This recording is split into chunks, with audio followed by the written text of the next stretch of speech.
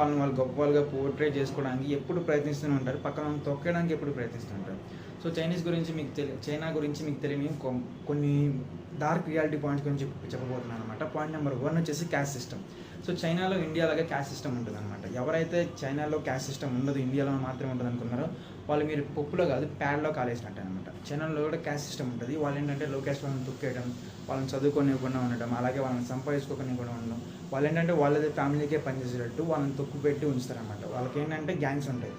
Gangs లేదా వాళ్ళకి obviously పొలిటిక్స్లో కొన్ని పవర్ ఉంటుంది. దానివల్ల ఎవరైతే వాళ్ళు తక్కువ క్యాస్ట్ వాళ్ళు ఉంటారో వాళ్ళని ఎదిరించినా సరే ఏదైనా చేసినా సరే లేపేస్తుంటారు.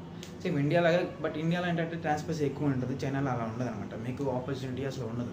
ఒకవేళ పుట్టారాడా మీకు పోయినట్టే, ఇంకా అలా ఆల్మోస్ట్ అలా ఉండదు అనమాట. నెంబర్ 2 వచ్చేసి జెండర్ డిస్క్రిమినేషన్. చైనాలో మోస్ట్లీ బాయ్స్ అండ్ గర్ల్స్తో పోలిస్తే గర్ల్స్కి చాలా అంటే చాలా జెండర్ డిస్క్రిమినేషన్ ఉంటుంది. జెండర్ డిస్క్రిమినేషన్ అంటే in the sense sexual harassment అని కాదు అనమాట. ఉమెన్కి చాలా అంటే చాలా ఆపర్చునిటీస్ తక్కువ ఉంటాయి. అంటే చదువు విషయంలో అని కాదు, సంపాదించుకుంటారు, కానీ వాళ్ళకి ఏంటంటే పర్సనల్ లైఫ్ వచ్చేసరికి చాలా ఇబ్బందిగా ఉంటుంది. చైనాలో ఏంటంటే ఒక మార్కెట్ ప్లేస్ లాగా ఒక ఫ్యామిలీస్ అన్నీ గ్యాదర్ అవుతాయి అనమాట. అక్కడ ఏంటంటే బ్రైడ్ని చూస్ చేసుకోవడానికి లేదా మొగుడు పిల్లల్ని చూస్ చేసుకోవడానికి అక్కడ వచ్చి సెలెక్ట్ చేసుకుని వెళ్ళిపోతారు. మనకి ఎలా మ్యాట్రిమోనీ సైట్లో ఎత్తుకుంటామో అలా వచ్చేసి ఒక ప్లేస్లోకి వాళ్ళు గ్యాదర్ అయ్యేసి సెలెక్ట్ చేసుకుని వెళ్ళిపోతారు. రీసెంట్గా మీరు ఒక వీడియో చూసుంటారు, ఒక 38 years ఉమెన్ అనమాట, సంవత్సరానికి 70 లక్షలు సంపాదిస్తున్నాను, నన్ను పెళ్లి చేసుకోవడానికి ఎవరు లేరా అని అరుస్తూ ఒక వీడియో ట్విట్టర్లో ఈ మధ్య ఫేమస్ అవుతుంది అనమాట. అలానే చాలామంది ఉమెన్ ఇంకా అన్మ్యారీడ్గా ఉండిపోతున్నారు సింగిల్గా. సో ఈ కారణం ఏంటంటే చైనాలో ఉమెన్కి జరిగే జెండర్ డిస్క్రిమినేషన్. వాళ్ళు ఏంటంటే ఒక మార్కెట్ ప్లేస్లో ఒక బొమ్మలు నమ్మేసినట్టు అమ్ముకోవాల్సి వస్తుంది. కానీ ఇండియాలో అలా కాదు కదా.